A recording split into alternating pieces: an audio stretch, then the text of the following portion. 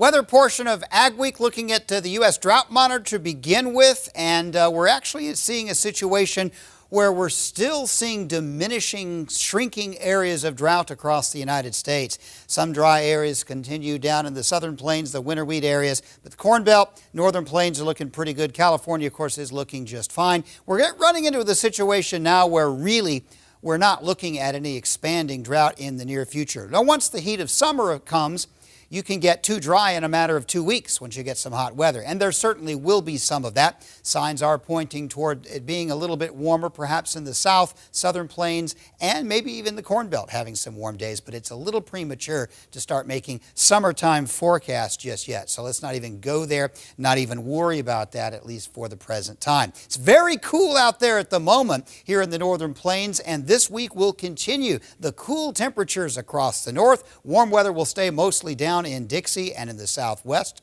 All week long it will stay fairly cool. I do expect some jet stream ridging coming out of the Rockies later in the week, but I don't really expect that will manifest into any kind of a significant warm-up. By the end of the week, the heart of the cool air will be going through the eastern Corn Belt, and it will not be as cool as it has been in the plains, but there will be highs in some cases the 40s in the Great Lakes, 40s and 50s down through this blue area as the week progresses. Meanwhile, precipitation-wise, one more round of big-time rains and maybe a little wet snow through the upper Midwest that may affect some part of the northern plains Sunday, Monday, Tuesday, mostly Monday and Tuesday, and that'll end up turning into some snow up in eastern Canada. But the week setting up with a meandering jet stream will likely be not particularly wet across the United States. I think there'll be another round of stormy weather in the southeast later in the week, and it does look like the Pacific Northwest will bring some moisture late in the week, but a lot of fairly dry weather throughout the Great Plains south early in the week,